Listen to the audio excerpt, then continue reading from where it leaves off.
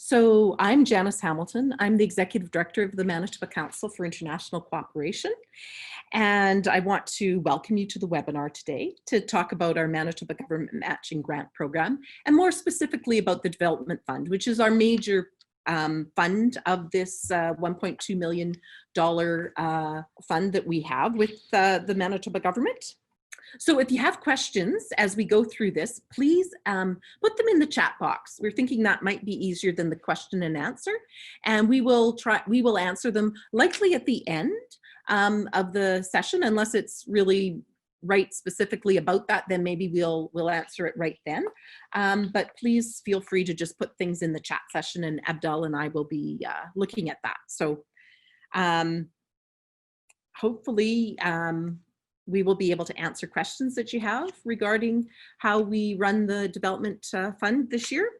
And I also want to just acknowledge that we're on Treaty 1 territory in the home of the Métis Nation here in Manitoba. So then if we go on to the next slide, I just want to talk about this introduction. So the Manitoba Government Action Grant Program has been in operation since 1975. And so we've had a 45-year partnership with the Manitoba government, and we're really proud of that. We're one of the few provinces that actually have a provincial government that supports the work of international development NGOs, CSOs, in doing their international development work. So really, really proud of that, and very happy that they continued to support us this year, given all the extra demands that that we have locally with the pandemic. But I think it's a realization that we're all in this together, and that obviously if we're suffering, other people also require support. So very proud that our provincial government is continuing to support us. So our MGMGP, which we fondly call it internally, is composed of 4 funding windows. So we have a development fund where the majority of the funds are distributed, and we will talk quite a bit about that today. The second one is our theme fund, and this is a competitive fund, and we change the theme every 2 years. So we're with a new theme starting this year, and that is gender equality in the empowerment of women, girls, and gender non-conforming people. So that one is due at the end of January. And we will be talking more about that and giving more information to members about that in the coming months. Then we have the Relief and Rehabilitation Project Fund, which is to respond to emergencies and natural disasters. And that is also reviewed as projects come in. And so we've actually exhausted that one this year. Since April, we, I think by the end of June, beginning of July, we had already funded all of our relief and rehabilitation projects for this year. And then we have a Community Solidarity Fund, which is for groups that aren't members of MCIC that are eligible to apply. We're just going to review some of what happened last year with the funds. So last year we funded 52 projects in 34 countries. We had $1.2 million from the province, and that's what we have again this year. Occasionally, we get additional funding if there is an emergency, a natural disaster. We will sometimes get some additional money for R&R. And so we let members know if that is the case, and then we have an open call for R&R projects for that specific region or disaster. If we look at sort of where the funding is allocated last year, we see that 72% was distributed to the Development Fund, 13% through the Theme Fund, 10% was the Relief and Rehabilitation. It's always at 10% unless we get additional funds from the province. And then our Community Solidarity Fund was at 5% last year. So the next slide kind of shows where they are, those 34 countries that we were able to fund projects in last year based on what our members applied with.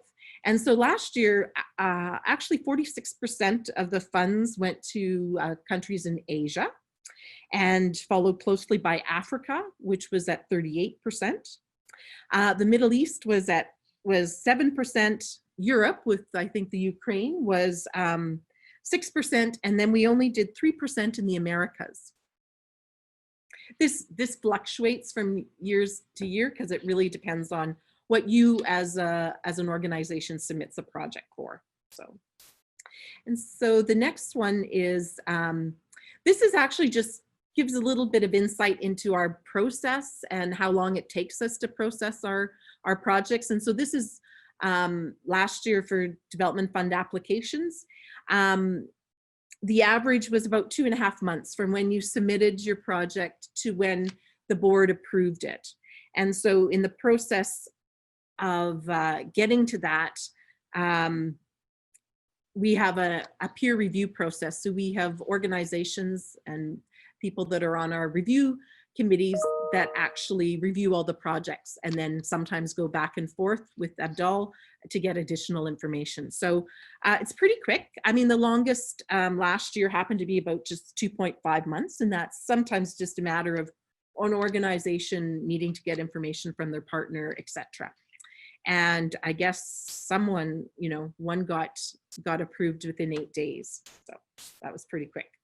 That might have, I'm not sure, that might have been R&R potentially. I'm not sure. I think Abdul could correct me if I'm wrong. That might have been all projects, not just the development fund. So the next slide, how we determine the allocations and disbursements.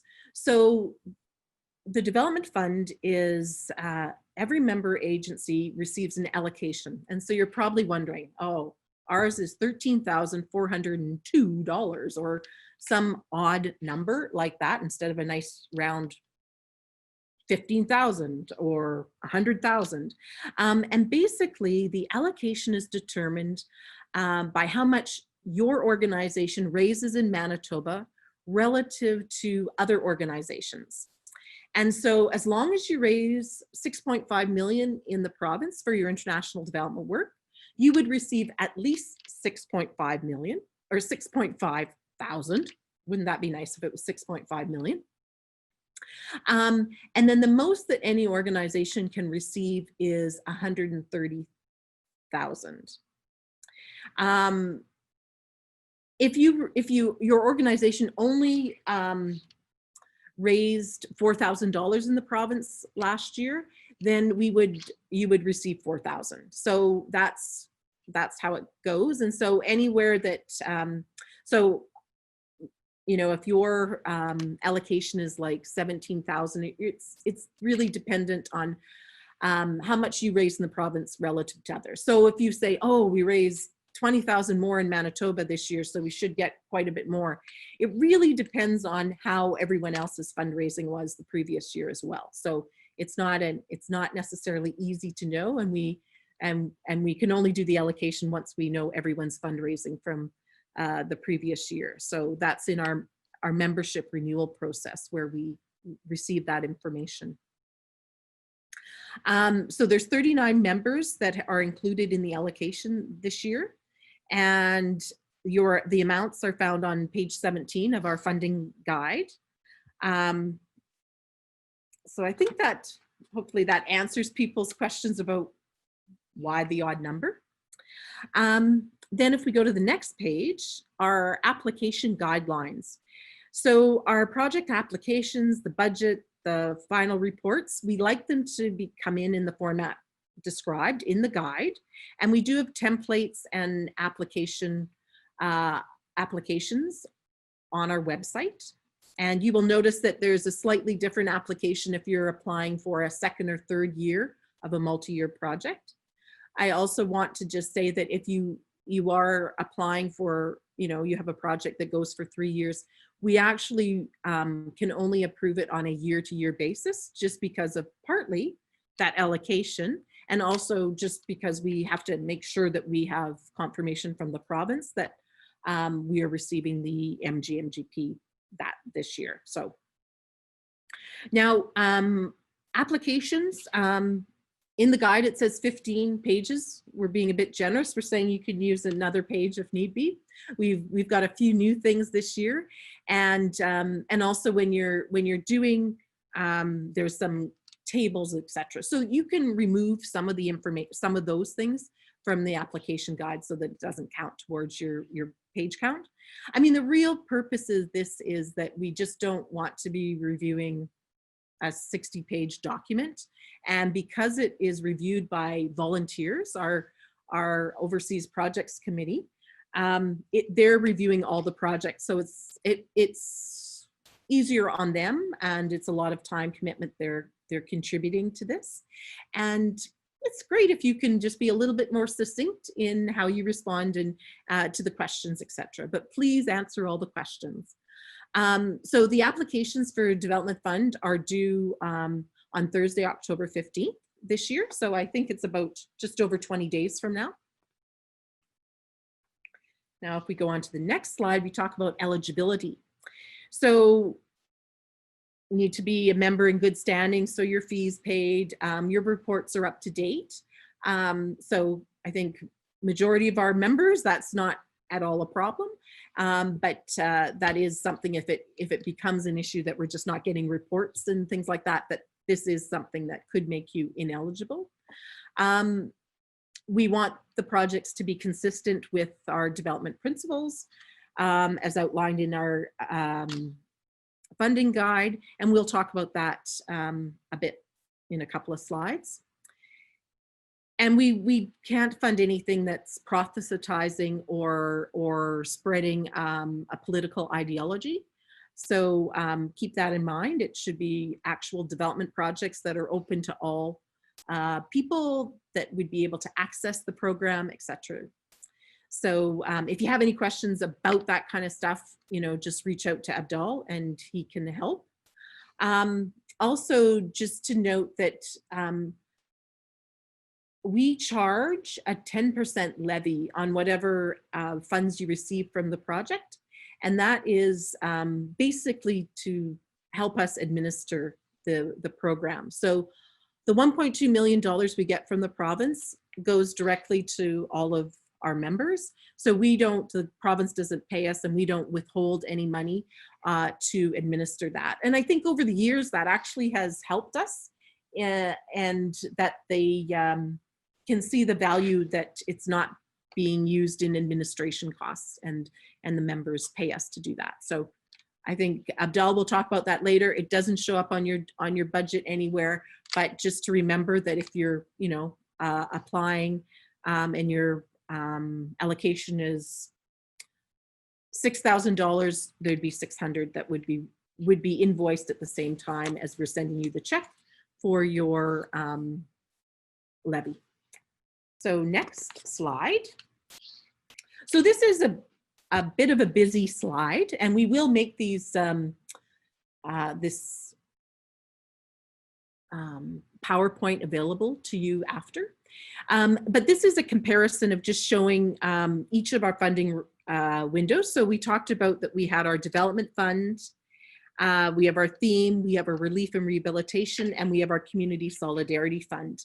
And then there's a short description of what each of them are. Then we talk about how much is there annually, the amount for applications, the matching requirement, and the deadlines, as well as if it's an allocation or not. So I think if we look at the development fund, it's open to all MCIC member agencies. And about close to 80% of the funds are allocated through this window. And the allocations can be basically anything up to 130,000. And the match, so if you get $17,000 as your allocation, your organization would also have to commit 17,000. So your total project would be 34,000, or it could be more, because you might have other funding. You might have global affairs funding. You might be actually contributing more to it. Your Southern partner might be contributing to it, but that's where the matching aspect is.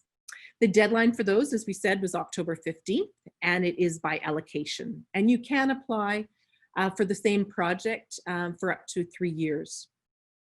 It can be even 4 or 5 years, but after the 3rd year, the next year, we ask you to start, to start at year one again. So we'd ask for the full application again. For the theme, it's competitive. So the theme is, we start the theme with 50,000, and then any funds that aren't used, if an organization doesn't use their allocation or all of their allocation, or if our Community Solidarity Fund isn't fully subscribed, it goes into the theme fund. And we will send that out sort of 1st of January, probably maybe towards the end of December, how much we're expecting to have in the theme.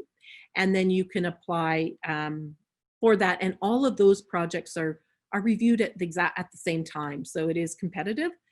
Whereas the development fund, as long as you're meeting our guidelines, etc., and requirements, you will be approved for your project. So they're reviewed sort of on a rolling basis by the Overseas Projects Committee. The relief and rehabilitation, I did mention, it's already oversubscribed this year. So unless we get additional money from the province, it'll be hopefully next April, we'll have additional funds for the R&R. And then the Community Solidarity Fund, that's small grants that our affiliate members or organizations in Manitoba can apply. So often it's Rotary clubs or individual faith organizations, occasionally it's school divisions, a number of diaspora community organizations that apply. And so they can apply for between $6,000 and $8,000. So yeah, so now if we go to the next slide, we have, we go over our guiding principles. And these are based on the Istanbul principles. And so it's those principles, although in the guide, you'll see sort of a description of how it applies, how we see it applying to the, to our funding program. But key aspects are respect and promoting human rights and justice, embodying gender equality and equity while promoting women and girls' rights, the focus on people's empowerment and democratic ownership and participation, the promotion of environmental sustainability. And then the next one has our last four, where we're, practice transparency and accountability, pursuing equitable partnerships and solidarity, creating and sharing knowledge and commit to mutual learning, and committing to positive, sustainable change. So I'm now going to turn it over to Abdal, who's our International Program Coordinator, and he is going to walk us through the next part of the presentation. Thank you, Janice. I will mute myself. Okay. Thank you, Janice, and welcome to everyone. Like, as you know, my name is Abdal Keshta, and I'm the International Program Coordinator at MCIC. I know, like, a couple of you, like we talk together over phone, or we met, or we have a couple of emails.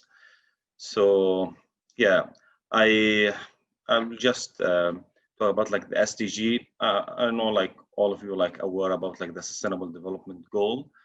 In our development fund application, we have like a table like where you can link your project with which the most or the top 4 sustainable development goal that you see your project are contribute to.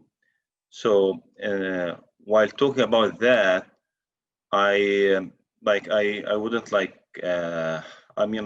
if you can look to the following picture. So this is like summarize the last year results of the 47 projects that our members like submit their project or submit their application, and what are like the results of the the statistic that we made based on the information that we get from their application. So if you see here, like 34, like the highest sustainable development goal is the gender equality, and this is for the 3rd year.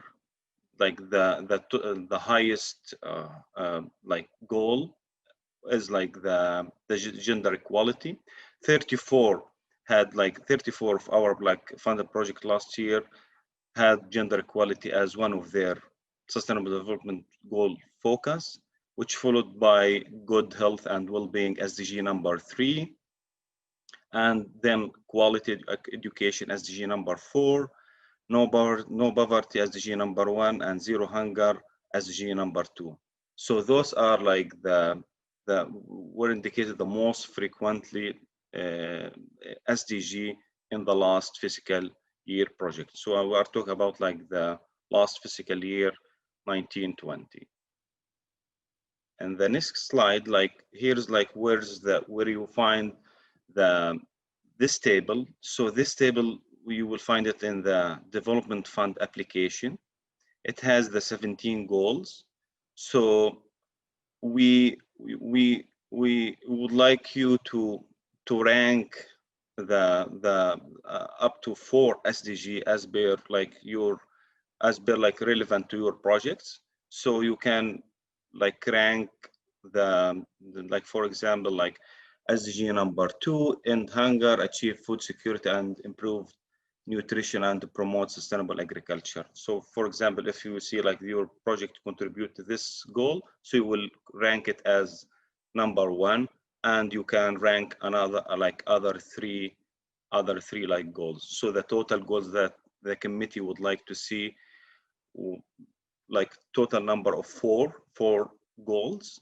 So in the next slide, we would like to, once you select the top 4 SDG, then you will select the most relevant target and indicators. Like here's like when you click like in this link, and you will find like this link which has all of the SDGs indicator and targets. So once you select the top 4 SDG, then you will go one by one to see the most relevant target and indicator. I will give an example like in the next slide, which makes like more clear for all of you. And like here in the next slide, as you see, like you will find like this table in the application. For example, like for SDG number 11, which makes cities and the human settlement inclusive, safe, resilient, and sustainable. So once you select the relevant SDG, which is SDG number 11, then once you go to the list of the target, you will pick the most relevant target. Like for example, I picked like by 2030, reduce the adverse per capita environmental impact cities, including paying special attention to air quality and municipal and other waste management. So once you select like the most relevant target to your SDG, then you link your project target or project targets that you see like relevant to the target that you picked.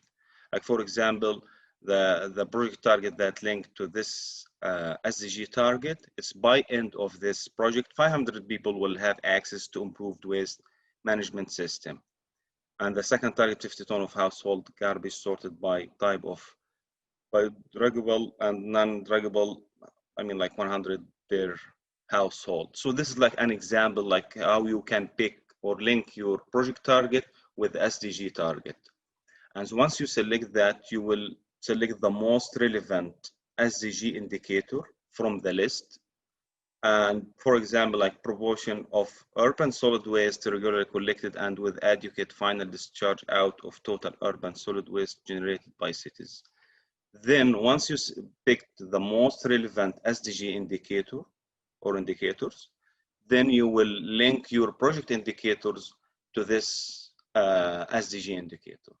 Like for example, if I pick like percentage of household uses modern household waste management system, so you will list all of your project indicators that link to that SDG indicator. So this is like an example or hypothetical example that can give you, I mean, a clear picture what we meant, like what the committee or the overseas projects want to see in your application in regards to the SDG.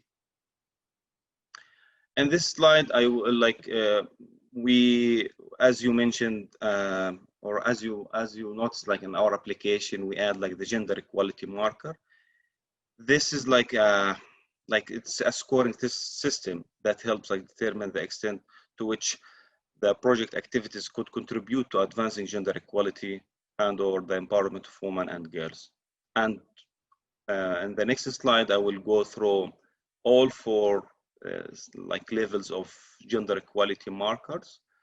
And we would like you to pick the most relevant SDG, or sorry, the most relevant level, and then you explain why you picked that level, or why do you see like your project like at this level. So we can like, or the committee want to see like how, to what extent like you are like familiar or your project contribute to the gender equality. So in the next, or the second new thing that in this year, that MCIC accepting COVID-19 related application. So as you know, like given the COVID-19 pandemic and the impact it may having on your partners, you are welcome to incorporate COVID related aspect in your development fund application. So I just want to make sure that like what we would like to see, that like if you would like to submit a COVID-19 related project, please just keep in your mind that keep it like in a development theme, not in an emergency response theme, because it's still like a development. We want like to, like for this fund, we want to fund like a development projects. So just keep this in mind, because the majority, maybe 90% of the previous, for the relief and rehabilitation fund went to the COVID-19 related application. So I just want to make sure not to mix between those two funds. So in this slide, as you see, like the gender equality marker has 4 levels: gender blind, which is GE0, then gender sensitive, GE1, gender responsive, GE2, gender transformative, GE3, which is like the most, like it's like go from 0 to 3, to what extent your like your project contribute to the gender equality. And by the way, before going by one, we will answer all of your questions at the end of the webinar. I see like a couple of very good questions, so I'm just, if you can wait for us till the end of the webinar, we will go through all of your questions that you put in the chat. So now about like the gender blind or GE0 level. So the gender blind, we like, it means that the project ignores gender norms, rule and relations, differences in opportunity and resource allocation for women and men. So this level, it doesn't include an explicit focus in gender equality. It doesn't include specific activities designed to reduce gender-based inequality, and has no gender equality outcomes. So this is like, I believe like it's clear. It's not like this project in this level, it's not contribute at all to the gender equality. GE1, which is gender blind. GE1, so it's, sorry, it's gender, it's by mistake, gender sensitive. So that means there is like a typo here. So the project indicates gender inequality awareness, although no remedial action is developed.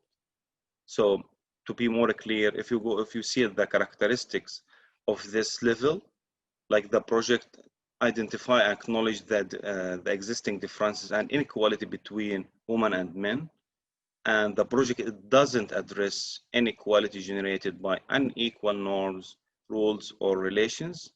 And the third thing is like there is like an analysis from gender perspective has been conducted to ensure the minimum that the project does no harm and does not reinforce gender inequality. So the third level, or GE2, which is gender responsive.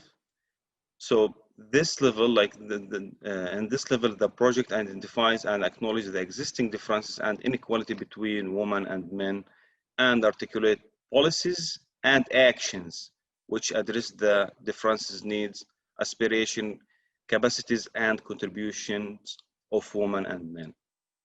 So if you see like the characteristic of this level, so there's like an in-depth analysis from gender's perspective have been conducted, and finding from this analysis have informed and the design of the project and intervention adapts do no harm approach. And by the way, like you will find in the application form, we give like an example for project for each level, which make it like more maybe easier to understand. So you can link and see like what is your project, and you don't have to keep listing all of 4 levels. You can just delete the unrelated levels and keep just the most relevant GE level, and explain why you see like your project contribute to this or your project in this level.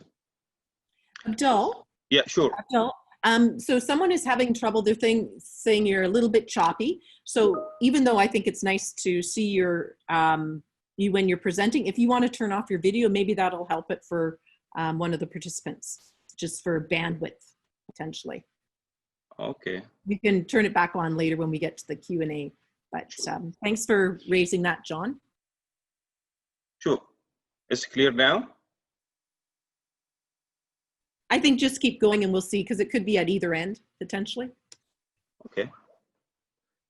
So the characteristic, again, like for the gender responsive GE2 level, so presence of at least and one explicit gender equality objective backed by at least one gender specific indicator. The third characteristic of this level, data and indicator are disaggregated by gender where applicable, and commitment to monitor and report in the gender equality results achieved by the project. And includes gender equality consideration in activities and any project result framework. And the last characteristic of this level includes technical and financial resources to promote and evaluate progress toward gender equality. So this is like the third level. Now the last level, which is like the GE3, gender transformative. So as you see, like this project, like at this level, the project is gender sensitive and addresses positively transforms the root causes of gender inequality for girls, boys, women, and men. So this is like should be like the highest level. And if you look to the characteristic, you can see like an in-depth analysis. One of the characteristic and in-depth analysis from gender perspective has been conducted, and findings from this analysis have informed the design of the project and the intervention that adapts do no harm approach. The project challenges discriminatory social norms, which reinforms gender inequality across all levels of society, and the project aims to create lasting changes in relation to gender inequality or equality in the lives of girls, boys, women, and men by working with community and stakeholders. So as you see, like this is like the highest level of the gender equality. We actually adapt like this gender equality marker for this year. This is our first time to use this marker.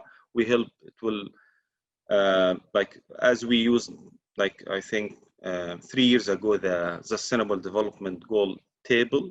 It helped us a lot and help our members for getting more results and information from your from your project. So the next slide, we'll talk about the general requirement for the development fund application. So for the development fund, So now funding must begin to be applied. The project must start, should be start between April 1st and March 31st for the same fiscal year. So all project for this year should be start between April 1st, 2020 and not before March 31st, 2021. So the project should start between those two dates. And the second requirement, like the project goal, activity, intended outcome, and indicator must clearly identified. Yes, it's like you should, like the committee would like to see what are like the project activities, what are like the intended outcome, what are like the indicators. Just make sure that you include all of that in the application. All funds must be spent overseas, yes, and cannot cover Canadian-based project or components. For example, international travel expenses, Canadian office or overhead expenses. So I believe like all of you are aware about this point. So for any new like member or new staff, just make sure when you do like your budget, make sure that the MCIC fund not allocated to any Canadian expenses or activities. There's an exception. The matched fund contributed by agency may be applied to Canadian expenses. As you know, like we require like 1-to-1 ratio for this fund. Like for example, if your allocation 15,000 and you want to apply for the 15,000, you will have to contribute to the project by 15,000. But like there's an exception. Your match or your contributed fund can be applied to Canadian expenses that relate to the project. The last requirement, consent from MCIC and its overseas project committee is required before any changes. Yes, it's like if there is any changes, if you want to do any changes, even like once you get the approval and you get the fund, you just like reach out to me and I will present these changes to the committee and they will approve these changes. So, and this has happened very often, as you know, like in the COVID related or the COVID-19 like situation, some of the project had like some delay. So some of them, they reviewed their timeline and they submit a request and the committee looked to that request and they approved it because they found it reasonable. And the next slide, I will talk about the budget requirement. The budget should be prepared and as specified in the budget template provided. So please use our budget template. There is like, we have like two templates, single year budget form and multi-year budget form. So once you like, for example, if you want to apply, and I had like this question before, if you want to apply for a multi-year project, you will use a single year or first year application as a narrative for the application, but you will use the multi-year budget for your multi-year project. So you will list all of 3-year budget and estimation for the 3-year, and every year, like in the second year, you will insert the actual expense, like the actual budget for the first year, and you can modify the second year estimation budget that you presented to the committee. The second point, budget should be prepared and reported in Canadian dollar. Yeah, and please specify which aspects or components of the project budget and the development fund will be used for. Yeah, so if you have like a couple of activities, for example, it's an education program or project, and you have like a couple of activities, distribution, books, and training for teachers, and providing materials for the schools. You will explain, or you will allocate the development fund money and which activity. So the committee wants to see where is the development fund in the budget, to which components. You can't just like list the fund for all activities. You should like explain which activity that the fund will go for. And the last thing, like levy shouldn't be sourced from or included in the project cost. So the 10% levy, as Janice mentioned early in this webinar, that this amount shouldn't appear in your budget. The next slide. So the monitoring and evaluation. So part of the development fund application, there's like the key project targets, activities and impact indicator, output and outcomes. You will see like this table. This table explain the committee how you will monitor and evaluate like your project. And I will I think this is like clear and use like this table in previous year applications. So I will go to the next slide. So now we'll go to the reporting requirements. This is like general reporting requirements, which the final report of the project must be submitted with 6 months of project completion. For example, if you submit your application and your project will start in January 1st, 2021, so and ends by next year or the following year, so 6 months after the project completion.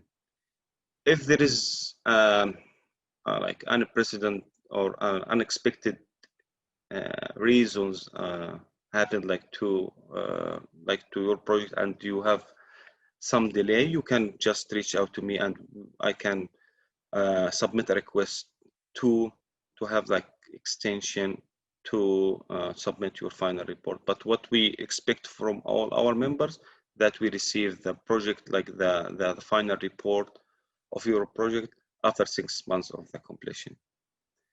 The interim report. So for the multi-year project, we will use the multi-year application. So, and once you submit your second year application, you will include a progress report. There is a part in the multi-year application which you can include the progress report or interim report. So the committee would like to see what are like the progress that happened like in your project to build like their decision if to go for the second year. So the deadline for the progress report should be October 15, which is the date for the deadline for the submission for all development fund. OBC considers status of project reports when reviewing proposals. Yes, it's like at the end of like when you submit your like first year application, the committee will make sure that like your previous project report are like reviewed and like they are like satisfied with the reports. So it's part of the reviewing process for your application. Next slide about like reporting requirement. It's like the narrative part. Just make sure to list all of the output activities in your project, the actual activities completed, output achieved, and report comparing indicator, planned, and actual achievements. So the committee want to see the like if there is any changes happened during implementation, and explanation for changes and variances in progress or spending, and any like the last piece, the public engagement work undertaken in Manitoba during the project implementation. So how the member promote their project and achievements to the Manitobans. The budget reporting requirement. So you will, if you go to the MCIC website in the form and guide, there is a list of all of the forms. We will see, you can download the final report templates. You will find narrative report and like single year and multi-year financial report template. So for the reporting, detail on how MCIC funding was spent is required. And I mean, if there is variances between the budgeted or the budgeted amount and the actual amount, the reviewing committee would like to see what the reason for this variances, just like because if there is an issue with like in the project, or if there is any remaining fund or like in your project. So just make sure that you cover all of these points. Now I move like to the application process. So all MGMGP are handled by International Program Coordinator at MCIC. I receive the application through the MGMGP at mcic.ca email or program@mcic.ca. But like mainly, please send all of your application to the MGMGP@mcic.ca. I will like in the next slide, I will show like the exact wording, but I'm sure like you are familiar with this email. The next point, all projects applied for funding go through the reviewing process. Review committees are in place for all type of fundings. Once the committee approves the project, they are submitted with recommendation to MCIC board for final approval. So the committee meet, they review like each time they meet, like they review, for example, 6, 7 application or 10, depends on like how many application we receive, and they review in a couple of meetings. Once they review, they may have like some questions. So I go back to the member, ask them for like to answer this question for the committee. If the committee is satisfied, then they recommend this like your project or application to the MCIC board for final approval. The reviewing like process usually takes between 8 to 12 weeks. Sometimes it's like longer, as Janice mentioned in the previous slides. Like it depends on how, like when did you like submit your application, and how like to what extent you are quick in responding to the overseas project committee questions. So some of them, like I noticed, like some of them like takes like 1 or 1 month and a half to receive a reply, because they waiting their overseas partner to get some information. So it varies, but like but it's I think it's reasonable like timing. Notification of final decision you will receive by email, and you will receive like a final approval letter with your check, and you will receive an invoice as well for the 10% for the levy. And the next slide. So the electronic copies of funding guide and application, you can download it from mcic.ca-forms and email complete application to mgmgp@mcic.ca, or you can call 204-987-6420 and you can reach out if you have any question before you submit or after you submit your application.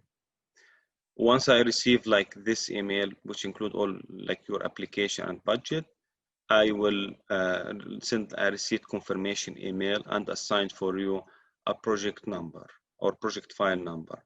So within 5 business days. And please make sure that all of the correspondent between or related to this project, just keep the file number or project number that I sent to you in the first email, as like all of the correspondence should be linked to this file number. Even like once you submit your final report, please just mention your project file number. That will make it easier to track your application during the reviewing process. So the project number should always refer in any of the correspondent, as I mentioned.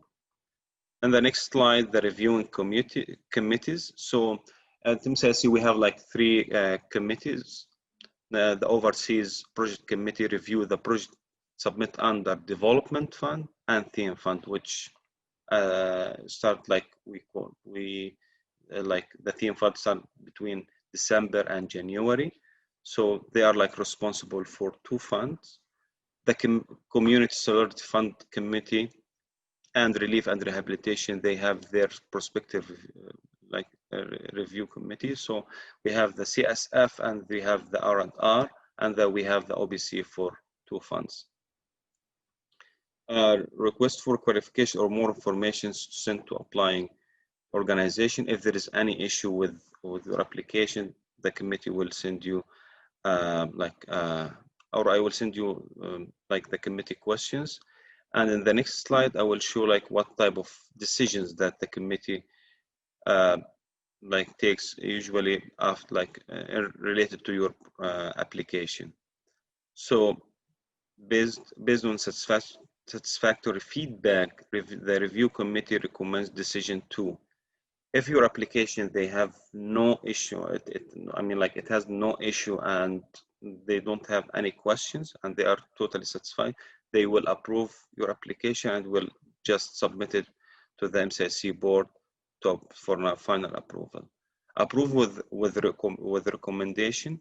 So the committee see there is a couple of recommendation or suggestions they would like the member agency to take in consideration for this project. So they list, once I resend you the approval, I will list you all of the committee recommendation. And the third decision, which is the conditionally approved. So if the committee received review your application and they have some questions, but they are they are satisfied with the whole application, so then they will send you, then I will send you their questions, but like your application, you will go to the MCIC board with the conditional approved. If you answer if the committee satisfied with your answer, then the final approval will be granted to your project.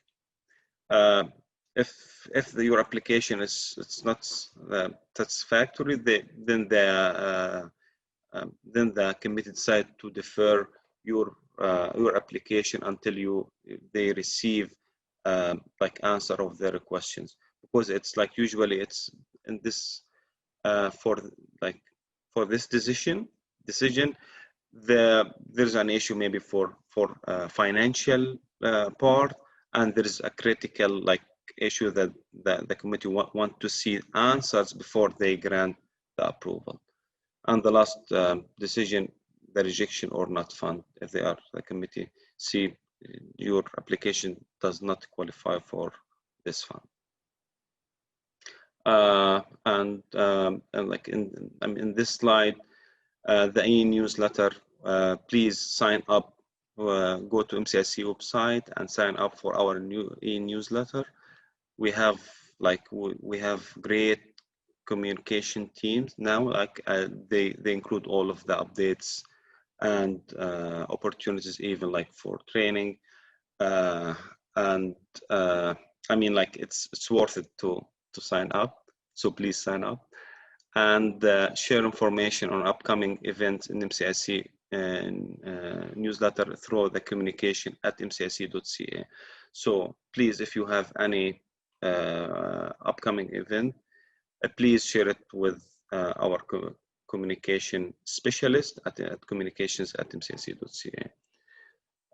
Given COVID-19, we are recognizing more local pro and global views and lunch and learn virtually. So please contact us if you want to share your experience and your project, so we can promote your project through those excellent events. So I mean, if you have, I mean, I'm not sure like if you are like familiar with those events, but we did a couple of them like in the previous months. So please reach out to us if you would like to share with us your experience and your project. Workshop and webinar, please let us know your preferences for topic of discussion. Yes, please, if you would like to conduct any workshop or webinar, we can facilitate that. Contact us, connect with us, and contact with us at mcic.ca through, we have Twitter at mcic_ca, and we have Facebook page. And I'm almost done for the slides.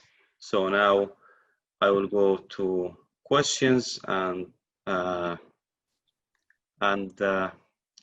Janice and I will go to answer all of these questions. Abdul, I've gone through the chat, yeah. And so I have them written down, so I can kind of talk about them, and then you can add to it, I think, if for the responses. So one of the first questions was from Annie, and that was wondering about the theme fund, if that was sort of distributed like the R&R, and it isn't. The theme fund, everyone applies at the same time. Well, you can submit it earlier, but they're reviewed at the same time, so it's competitive. So, and the deadline for that is January 31st. Is that correct, Abdul?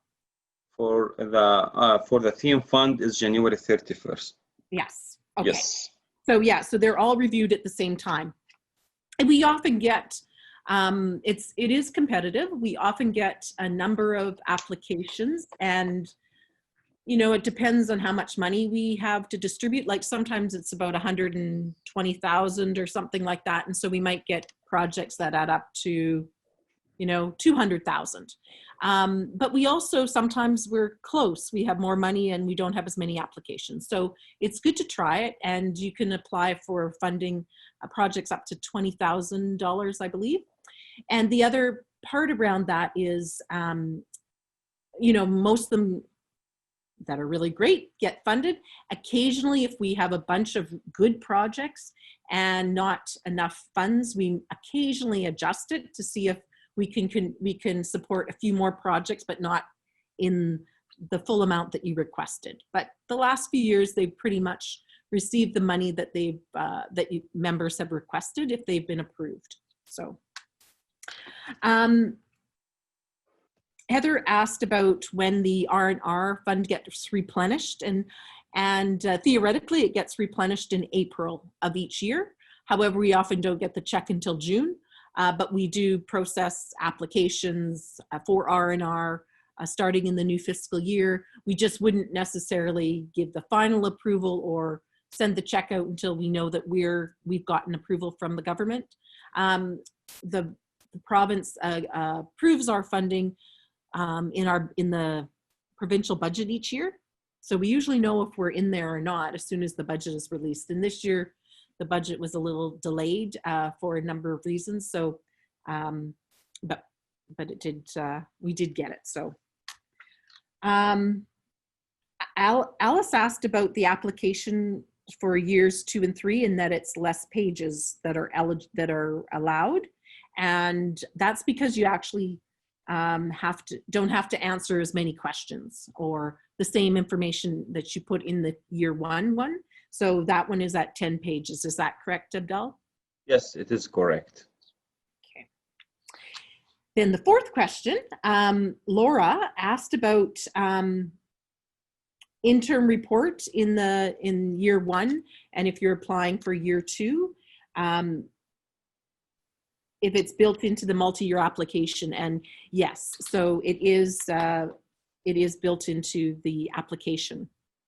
When you're applying for the 2nd and 3rd year, it asks your progress. Do you want to add anything to that, Abdul? Yeah, I mean, like it's like when you submit like the 2nd year application, what I expect, like the committee expect that you already achieved or like spend all MCIC fund that you receive. So like I'm not like I don't see like it's very common that like the project and the middle in the mid year. So usually like all of them like members who apply for the second year, like they almost achieved or they are almost complete their project for the first year. So you will include all of the achievements or all of the progress that occurred in the project with your second year application. So so I mean like you have to like to include this interim report because the committee will not like approve the second year until you disperse or like expend like use all of the fund for the first year. Is this clear? Yeah, and I think there's a follow-up question to that, Abdul. Mm-hmm. So it's not, so basically the progress report is not a separate report. It's actually just built into the application, correct? Right. And in the financial, it's built into the template, the Excel template that we have. So that was a question that Heather wanted clarification on as well. So yeah, and I think also it's rule of thumb, if you ever have any questions, like Abdul's available to respond. If you're filling it out and you're not quite sure, just you can send him an email or give him a call and that kind of stuff. So I think don't hesitate to pick up the phone or type a question to us. There's a question from Danielle about COVID when we were talking about that and wondering if we're going to show flexibility and openness to shifts in activities due to COVID. And yeah, I think the answer is yes, within reason. We certainly know that when you plan something and depending on how this pandemic is going to be progressing, etc., you may have to change some of the planned activities. If you were having big workshops, maybe you're going to have smaller workshops, or maybe you're going to do provide the information in a different way, or an activity is going to be different. So yeah, that would be something that we would want to, we would be looking to being as flexible as we can be, because we know it's challenging times. I guess if that's a multi-year project, like I think in your progress report, you would kind of respond to that as to how it, if you were funding something this year, how it has had to be altered because of COVID, as well as if you're going into the second or third year of the program. So another question, the sixth question was, I think it was Danielle as well. And that is about how eligibility for the amount for the development fund. So your organization, when you look across at your organization, if it says 8,432, that's the amount that you can apply for your project, or you can apply for less. But yeah, that's the amount, that's what you're eligible for in the development fund. So you have one allocation. I will say there are a few circumstances where occasionally an organization, for various reasons, might submit 2 proposals, but in total they can't be for more than what your allocation is. Then our 7th question was to do with the GEM marker and asking if it's similar to the Global Affairs one. And yes, it is. So it is quite similar to Global Affairs one. We've kind of outlined it and described it slightly differently, just because not all projects that we're funding are using a results-based management or a logic model. So, where in the Global Affairs, a GE1 is having an outcome and indicators at the immediate level, outcome level, and the GE2 would be at the intermediate outcome, and ultimate would be basically an ultimate, or GE3 would be an ultimate outcome. And and the blind might be, it may be a humanitarian program or some response like that. So yes, it is very similar to the gender Global Affairs one. We will be planning to do a webinar or a session on sort of the gender equality marker in the fall.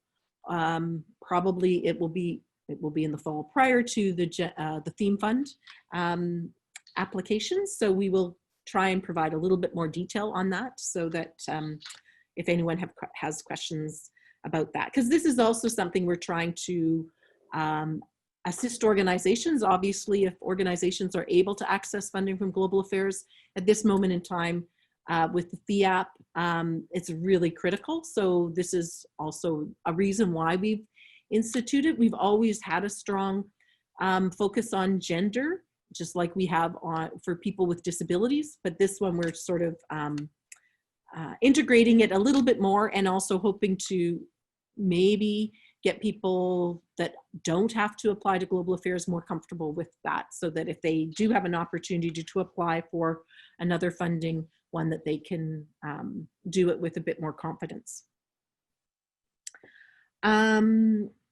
Question 9 was, I think it was Janet, it was something to do with a 24-month project, and can they apply for 9 months instead of 12 months?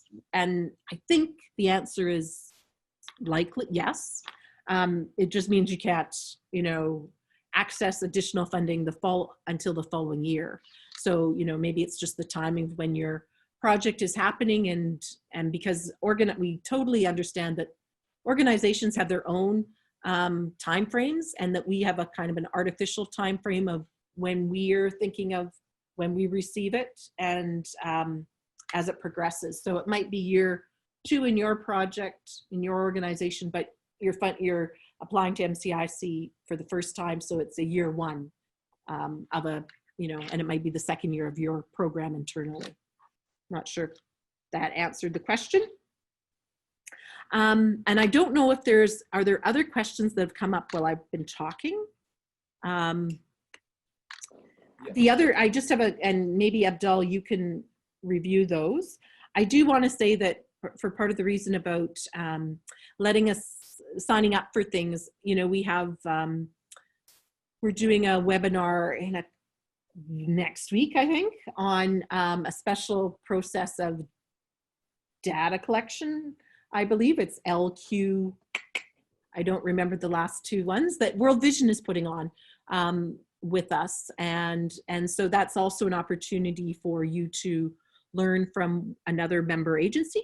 And if you have something that you want to share, that you can also talk to us, and we would be happy to organize that. And I mean, the reality is most of these are happening virtually. So those that aren't located in Manitoba, we can reach more people. So I know that we're planning something with Canadian Humanitarian to talk about security issues and some of the experiences they've gained in the field on that. And the local brews, global views that Abdul mentioned, that's where we basically profile a member agency's project. So a specific project that's been funded by MCIC, and then we will provide an opportunity for you to tell your story. The other part that I wanted to just put a plug in for, we talked a little bit about our peer review process of reviewing the applications. So, most of our review this time will be virtually. In the past, most of it, folks came to the office and reviewed it together and met together. So we will be doing much more virtually this year. So it is possible that if you're not located in Manitoba and would want to be involved in one of our review committees, just reach out to Abdul. We're sort of at the process of confirming who's on committees at this moment. And so if it is something you'd like to do, you'd be most welcome to join. You learn about what we're looking for when we're reviewing your applications. Obviously, when we're reviewing your application, there's a conflict of interest, and so you're just not part of the conversation. So when we're physically here, people leave the room, but we will do the same thing virtually if once we would be reviewing your particular application. And are there any new questions? Yeah, I think there is like just one from Danielle, like if our allocation is 7,000, does that mean the MCIC contribution is more than is no more than 7,000 of the project total, including our match. I mean, like if like the match is this is the minimum, but like the member agency can contribute more than the match or the required match. If the required match is 7,000 and they would like to contribute by 50,000, this is norm. But this is the no. I mean, like this is the minimum. But you the agency can contribute with more than that. So yes, it is need at least 14,000. If your allocation is 7,000, at least 14,000. 7 from MCIC and 7 from from the applicant or member agency. I think this is the only question. Is there any question? I think, Janice, this is almost all of the questions. Yeah. And I think I just want to give a shout out and appreciation to Abdel. So Abdel works very diligently on this program, and he's the main person. And so please go to him if you have questions. And we're very thrilled that Abdel is working with us as our international program coordinator. So, and so there is a question. If we could only apply for, no, the 7,000 is the allocation, and that's the amount that you can actually get from MCIC. And because there's a one-to-one match, you need to have at least, and you need to contribute at least 7,000. So then it would be a $14,000 project. You can put in 10,000 and it'd be a $17,000 project. Many organizations or many of the projects are larger potentially, but yes, that's where that match comes in. So hopefully that clarifies it, Danielle. Yeah, I think. Okay. Great. Well, thank you so much. We hope you have a great rest of the day and look forward to receiving your development funds in the next, in the coming weeks. And yeah, if you need more information, please don't hesitate to reach out to us. So thanks again for joining us today. Thank you.